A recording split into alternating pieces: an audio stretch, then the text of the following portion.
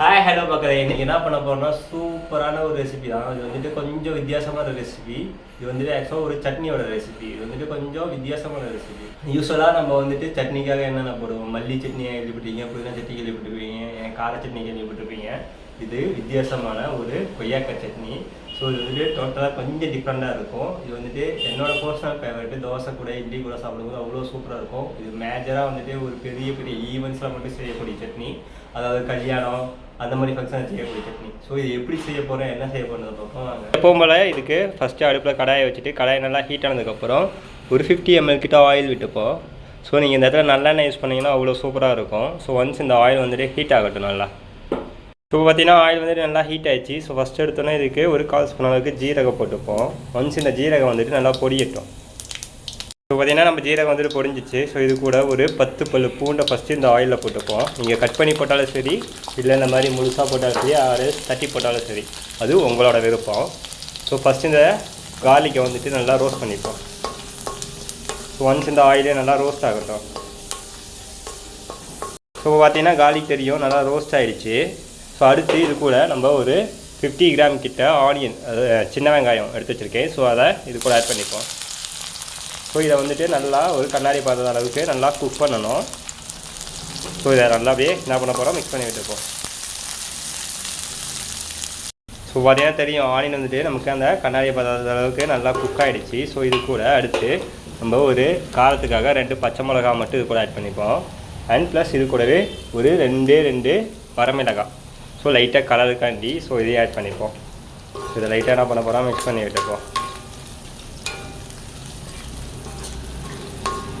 So once இது நல்லா cook ஆகணும். ஸோ அதேமாரி பார்த்தீங்கன்னா இதில் நம்ம வேறு எந்த ஒரு மசாலாவும் வந்துட்டு ஆட் பண்ண போகிறது கிடையாது. டோட்டலாக ஸ்பைசஸ்க்காக நம்ம போட்டிருக்க பச்சை மிளகாய் மட்டும்தான், வேறு எந்த ஒரு மசாலாவுமே கிடையாது. ஸோ செம்ம சூப்பராக இருக்கும். ஸோ இதெல்லாம் ஃபஸ்ட்டு நல்லா குக் ஆகட்டும். ஸோ பார்த்தீங்கன்னா பச்சை மிளகாய் நல்லா குக் ஆகிடுச்சு. ஸோ இது கூட ஒரு 1.5 டொமேட்டோ வந்துட்டு கட் பண்ணி வச்சுருக்கேன், மீடியம் சைஸு, அதாவது ஒரு 80-100 கிராம் கிட்ட. ஸோ இது என்ன பண்ண போகிறோம், இது கூட ஆட் பண்ணிப்போம். ஸோ லைட்டாக அந்த தக்காளி வந்துட்டு அந்த குழஞ்சி போகிற கன்சிஸ்டன்சிக்கு வரணும். ஸோ அந்தளவுக்கு இதை நல்லா மிக்ஸ் பண்ணி விட்டுப்போம். ஸோ இந்த இதில் டொமேட்டோ வந்துட்டு நல்லா ஒரு லைட்டாக அந்த மேலே ஸ்ட்ரெச்சர் அந்த இது, ஸோ அந்த ஸ்கின்னு பீல் ஆகிறதுக்கு நல்லா சாத்தே ஆகணும். ஸோ அந்தளவுக்கு இதை மிக்ஸ் பண்ணி விடுவோம். ஸோ பார்த்தீங்கன்னா தெரியும் நான் சொன்ன அளவுக்கு வந்துட்டு டொமேட்டோவும் குக் ஆகிடுச்சு. ஸோ இது கூட நம்ம இப்போ ஒரு 2 கொய்யாக்காய் எடுத்து கட் பண்ணி வச்சுருக்கேன் டைஸாக. ஸோ இதை என்ன பண்ண போகிறோம், இது கூட ஆட் பண்ணிப்போம். ஸோ இதை லைட்டாக குக் பண்ணணும். ஸோ அதுக்காக தான் தக்காளி வந்துட்டு ஃபுல்லாக குக் பண்ண சொல்ல கிடையாது. ஸோ இதையும் நல்லா மிக்ஸ் பண்ணி விட்டு, ஸோ இந்த கொய்யாக்காவை அப்படியே நல்லா என்ன பண்ணணும், லைட்டாக குக்காக விடணும். ஸோ எக்கானத்தை கொண்டும் இதில் வாட்டர் மட்டும் ஆட் பண்ணிடாதீங்க. வாட்டர் ஆட் பண்ணாமே அப்படியே முடிஞ்ச அளவுக்கு ஸ்லோ ஃப்ளேம்லேயே அப்படியே லைட்டாக குக் பண்ண பாருங்கள். ஸோ அப்போ தான் இது வந்துட்டு அந்தளவுக்கு டேஸ்டியாக இருக்கும். வாட்டர் ஊற்றினோம்னு வச்சுக்கோங்களேன், நமக்கு லூஸியாகிடும், ஒரு மாதிரி நல்லாவே இருக்காது. ஸோ அதுக்காக தான் சொல்கிறது வாட்டரே ஆட் பண்ண. ஸோ அதேமாரி நீங்கள் கொய்யாக்கால ஸ்கின் அவுட் பண்ணி போட்டாலும் உங்களோட சாய்ஸு. ஸ்கின் அவுட் பண்ணாமல் போட்டிங்கன்னா அந்தளவுக்கு சூப்பராக இருக்கும். அதேமாரி முடிஞ்ச அளவுக்கு குட்டி குட்டியாக கட் பண்ணி போடுங்க. ஸோ அப்போ தான் சீக்கிரம் நமக்கு வந்துட்டு வேலைன்றது முடியும். ஸோ இது அதையும் நல்லா மைண்டில் வச்சுக்குவாங்க. ஸோ இது நல்லா குக் ஆகட்டும். ஸோ குட்டி குட்டியாக கட் பண்ணி போடுவோம், என்ன ஆகுனா நல்லா குக் ஆகும் ஈஸியாக நமக்கு. ஸோ பார்த்தீங்கன்னா தெரியும் கொய்யாக்காய் தக்காளிலாம் எந்தளவுக்கு குக்காக இருக்குன்னு. ஸோ இந்த அளவுக்கு குக் ஆனதுக்கப்புறம், ஸோ அந்தளவுக்கு நல்லா குக் ஆனதுக்கப்புறம் ஒரு கைப்பிடி அளவுக்கு மல்லி இலையை மட்டும் இது கூட ஆட் பண்ணிப்போம். ஸோ வாஷ் பண்ணிட்டு நல்லா கட் பண்ணிவிட்டு ஆட் பண்ணிட்டு இதையும் நல்லா இது கூடயே மிக்ஸ் பண்ணி விட்டுப்போம். ஸோ இது அப்படியே நல்லா சாத்தே ஆகட்டும் இந்த மல்லி இலையும். ஸோ இது அப்படியே இந்த மாதிரி நல்லா மிக்ஸ் பண்ணி விடணும். ஸோ ஒன்றோட ஒன்று பிளெண்ட் ஆகி அந்த மல்லி இலையும் குக் ஆகணும் லைட்டாக.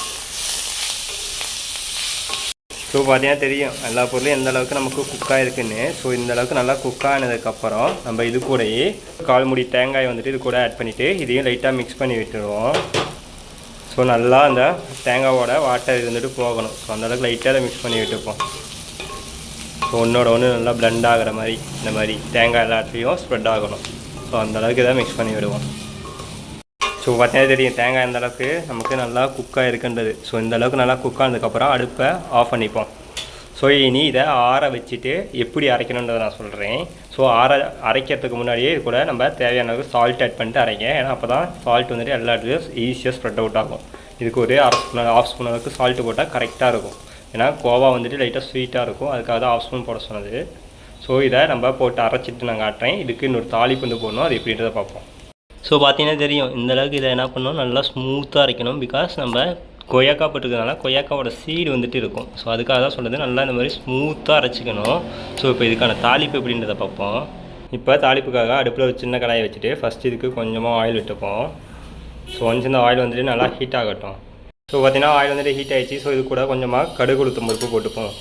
ஸோ இந்த கடுகு உளுத்தம் பருப்பு நல்லா பொரியட்டு வரும். ஸோ கடுகு உளுத்தம் பருப்பு நல்லா பொரிஞ்சதுக்கப்புறம் அடுப்பு ஆஃப் பண்ணிட்டு கடைசியாக இது கூட கொஞ்சமாக கருவேப்பிலை ஒரு அளவுக்கு போட்டுட்டு ப்ளஸ் இது கூடவே 2-3 வரமிளகாய் ஆட் பண்ணியிருக்கோம். ஸோ இதை ஆட் பண்ணிட்டு நான் நல்லா மிக்ஸ் பண்ணி விட்டுட்டு கடைசியாக இருந்தால் பெருங்காயத்தூள் மட்டும் கொஞ்சமாக 1/4 ஸ்பூன் அளவுக்கு ஆட் பண்ணிவிட்டு இதை நம்ம சட்னி கூட மிக்ஸ் பண்ணி இனி சர்வ் பண்ண வேண்டியது தான். ஸோ அவ்வளோதான் மக்களை, இப்போ பார்த்தீங்கன்னா நம்மளோட சூப்பரான கொய்யாக்காய் சட்னி வந்துட்டு ரெடி ஆயிடுச்சு. ஸோ கண்டிப்பாக ட்ரை பண்ணி பாருங்கள். இது வந்துட்டு தோசை கூட இட்லி கூட எல்லாத்துக்கூட செம சூப்பராக இருக்கும். ஸோ ரெசிபி பிடிச்சிச்சுன்னா மறக்காமல் லைக் பண்ணுங்கள், ஷேர் பண்ணுங்கள், கமெண்ட் பண்ணுங்கள். அதேமாதிரி புதுசாக சேனலுக்காக வந்தால் மறக்காமல் சப்ஸ்கிரைப் பண்ணுங்கள். தேங்க்யூ ஸோ மச் ஃபார் வாட்சிங் மை வீடியோஸ்.